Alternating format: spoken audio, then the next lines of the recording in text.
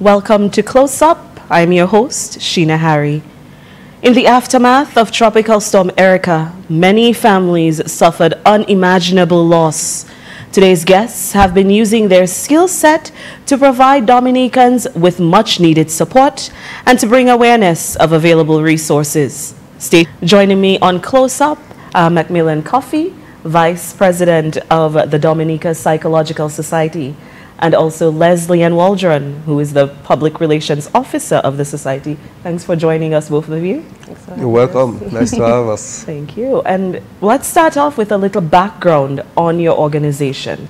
Tell us a little bit about why it was formed, what your objectives are. I know you're spearheaded by Dr. Shani Shillingford, and you're about a year old, right? Just approaching that, yes. Okay. So the organization really started off by Shani and myself actually attending a conference in Suriname, psychological conference last year, October, November. And as professionals in the field, we felt it was time to formalize the profession of psychology, counseling, mental health, counseling psychology in Dominica. A lot of persons who have returned, qualified, bachelor's, master's level, Dr. Shillingford for PhD. And so we felt it was time to, move in that direction. And so persons, showing interest. And we felt, why don't we come together and see how we can put that together? Hence the reason. That's the genesis of DPS, Dominica Psych Society.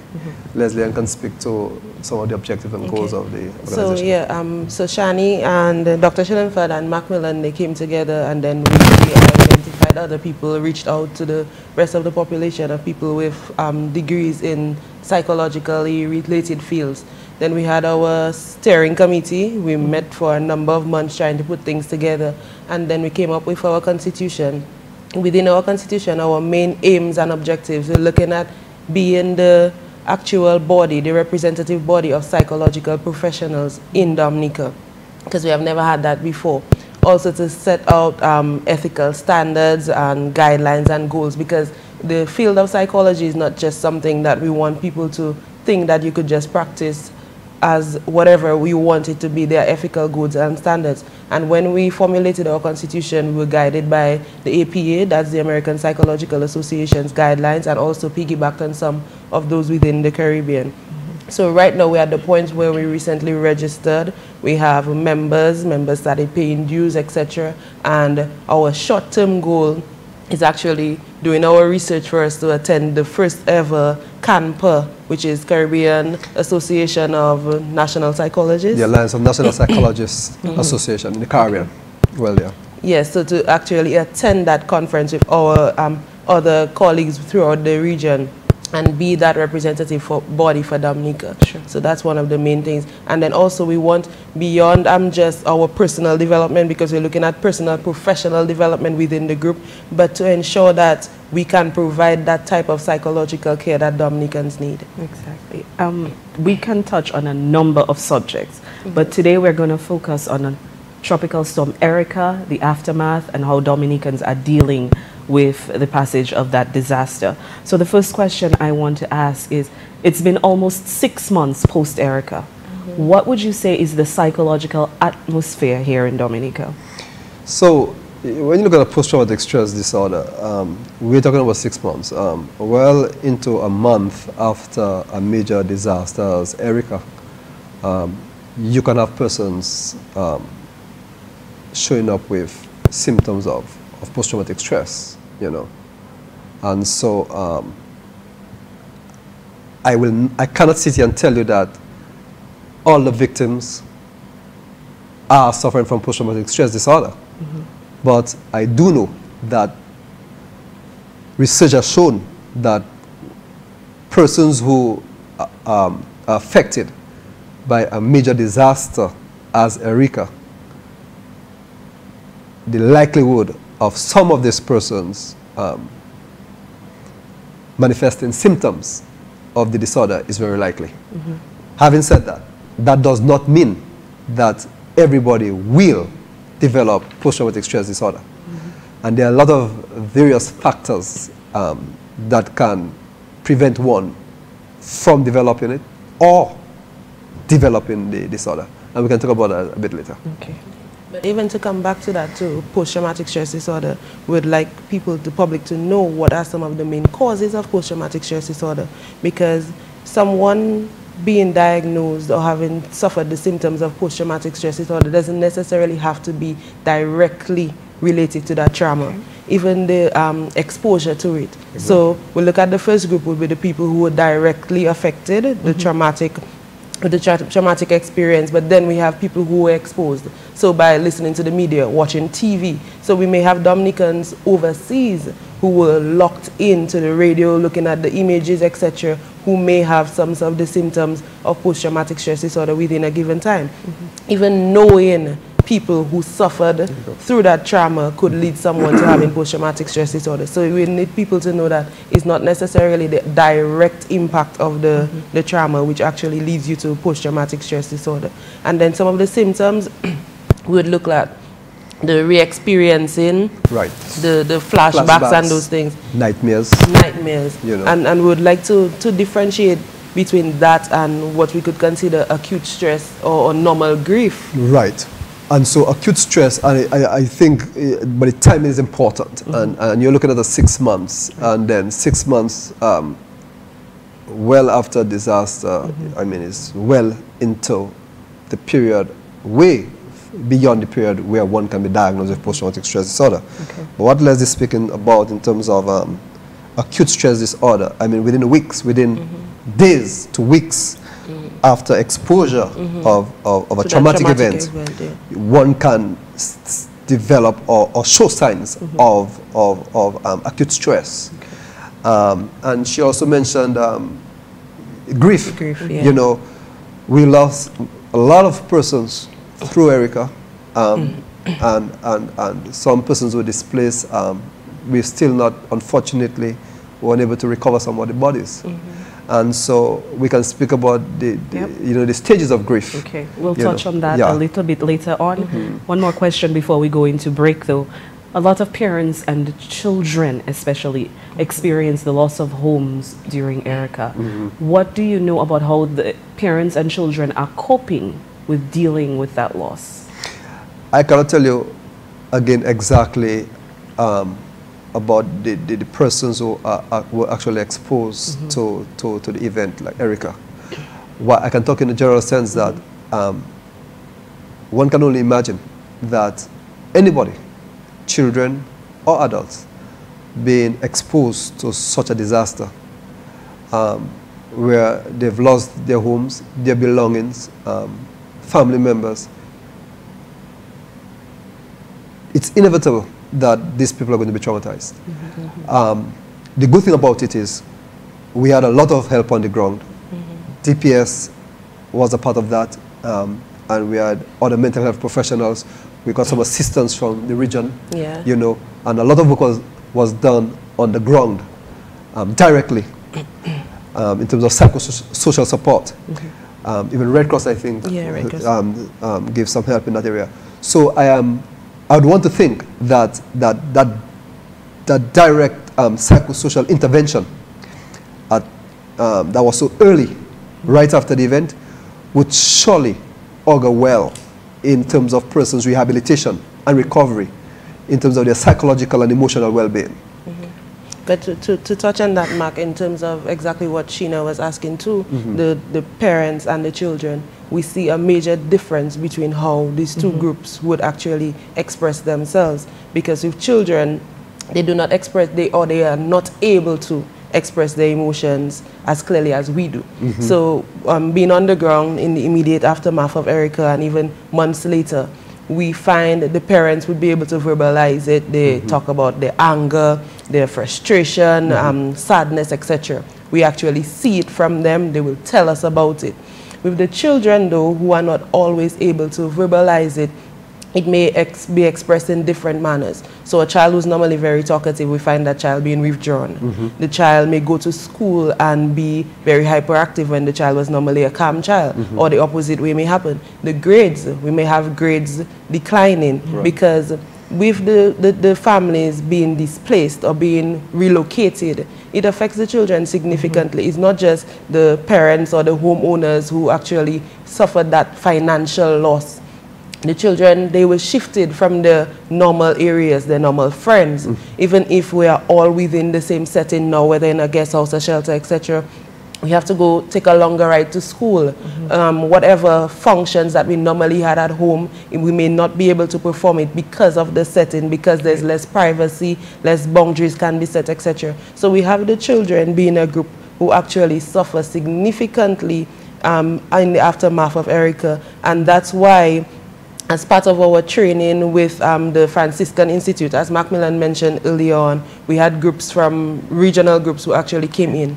So the Franciscan Institute is a trauma group, a group of trauma specialists, and they came in and they had us doing intensive work with the children, and also we trained most of the teachers within the schools, because we cannot always be on the ground and be there looking at the children. So we had the school counselors, etc., and also the teachers who the children meet on a daily basis to actually observe what is going on. Are the grades changing? Are the behaviors changing? Are they withdrawn now? Are they showing anger on the playground, etc.? So these are some of the things we looked for in children, and saying that they respond differently. One of the things that you touched on earlier was grief. A lot of families, a lot of people lost family members in ways that they probably don't even think is an honorable way to bury them. Grief is a very grave disorder, a very grave thing to deal with. Tell us about the stages of grief and where you think people are in dealing with their grief here in Dominica. All right, so the stages of grief would begin with, you know, especially in a sudden situation, unexpected situation like that, a traumatic event, people are in denial. People question, is this really happening? Is this for real? And even though there are so many evidence to support the fact that they have lost loved ones, people still deny it. And there's that shock, of course, because, you know, it was a sudden onset, you know, and people's brain takes some time to grapple around that and to grapple with the reality of the situation. So there's shock, there's denial, there is anger, and there's blaming. I mean, people may blame Met Office, poor Met Office, you know, that they could have given people, you know, earlier or more accurate forecasts. People blame, I guess, the government. People blame everybody and anybody. But these things should not be taken personal. That is people's natural reaction to a traumatic event, you know. So there will be blaming. There will be anger. And we, the persons who are interfacing directly, no matter what capacity, should never take that personal. And there's also the bargaining stage. Just imagine, after all is calm, you know, and people start looking for loved ones, and evidence points to the fact that maybe my mother is dead, or my dad is dead, or my brother is dead. You're still bargaining with God. God, I'll do anything. Just bring my mommy back. Just bring my brother back. You know, people bargain and people make all promises that they know they cannot keep. But this is part of the grief process, bargaining. And then you're talking about the depression stage, where it's beginning to feel like that is really true, that she probably died. You know, I'm not going to see her again. And so it's like reality is beginning to set in, and so that depression is beginning to set in. And then talking about the acceptance phase, when persons slowly come to the point, or some people never get to that point, but it could come to the point where people have come to accept, well, it could be that they recover the body. So there's even more physical evidence that can bring closure, that, okay, I have a body, something physical that I can bury. You spoke about being buried in an honorable way, which helps because, you know, these rituals like funerals and burials, these things help to bring closure. Now, having said that, these stages don't necessarily follow chronologically like this. Or people can go back and forth. Yeah? in the grief process. But at some stage in their grief process, they will experience these stages. Okay.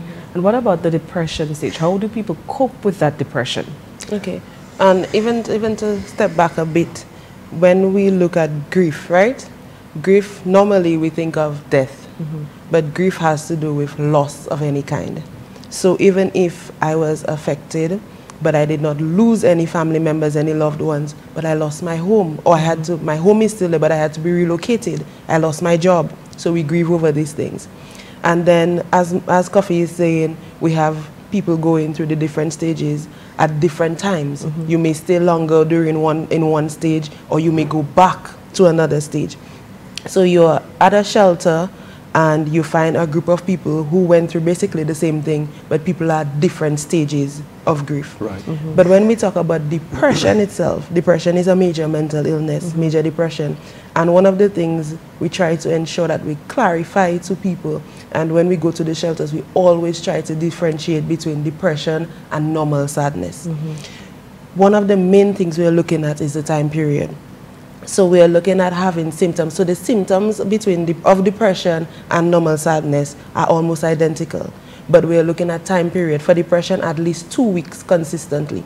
So you have the depressed mood, the lack of energy, the lack of will or drive to do the things that you normally enjoy doing, changing sleeping patterns, changing eating patterns, in extreme cases, suicidal ideas, etc. We have these things going on consistently for at least 2 weeks. That's when we would identify that as, or diagnose that as major depression. Also, for it to be major depression, we need to have dysfunctionality. So something may happen to us and we are sad, we have some of these symptoms, but we can still go to work. While we're at work, we have this little sad mood, etc., but we are functioning. And then tomorrow we wake up, it's still there, but we are not as down as yesterday, etc. So that is one of the major things we need to see, the difference between depression and major depression and sadness. And for people to know that we are at different places in our stages of grief. Mark spoke about that in terms of how someone may respond. So a psychologist, a trained volunteer, etc., goes to a shelter and you are speaking to someone and you find they're very angry. The anger is not necessarily directed to you. It's not directed to us. We need to always keep in mind that something happened to these people. They are survivors. And another thing we wanted to touch on, Mark, is when we communicate, the terms that we use. We hear all the time, victims of Erika, victims of Erika. When you use that term victim, we act like victims. You're sitting there waiting for people to come and help you. Let's try to use the term survivor. It gives some form of confidence, some form of independence to make you know that, yes, I survived from this and I can go on with it. So when we go to shelters or we meet people who suffered from whatever loss during Erika, we need to be mindful of how we speak to them, what stage of grief they may be going to. And you mentioned the rescue workers a minute ago. Now, rescue workers were also affected. They might have seen things that they might never want to see ever again. Explain to us what services you're providing for these people, police officers, the firemen. What services are provided? So that's a very good question, you know, Sheena. And to be honest with you, before I answer your question, I believe that even our emergency personnel, self-care is very important. And I wonder sometimes to myself, how much attention do they pay to their own well-being? And it's interesting that you asked, because in my thesis for my master's program, that was exactly what my thesis spoke about. It was an evaluation of the mental health services provided to emergency personnel in Dominica. And I did a lot of work, interviews with the police, the fire officers, hospital workers, a bunch of persons who would, even people at the morgues, like, you know, because they are the ones to pick up this body and they see things that you and I will not see. And these images can have serious, or experiences can have serious impact on your psychological and emotional well-being. The services that we provide would be the same that we would provide for the survivors. But we would focus more on, she spoke about functionality, how dysfunction or functional one can be.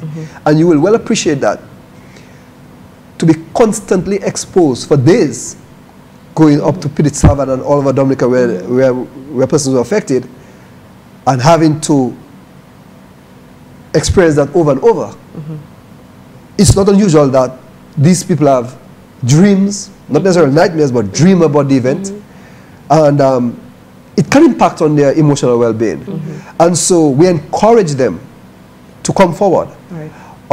I must say that from my experience in working with those guys, I feel that I must say that I think Dominicans are very resilient people. Right. And resilience is one of the things that you pay attention to when you look at the issue of post-traumatic stress, acute stress disorder, because there are risk factors, but there are also factors that prevent persons from developing these disorders. And resilience is one of the major things there. And I must say that our people are very resilient.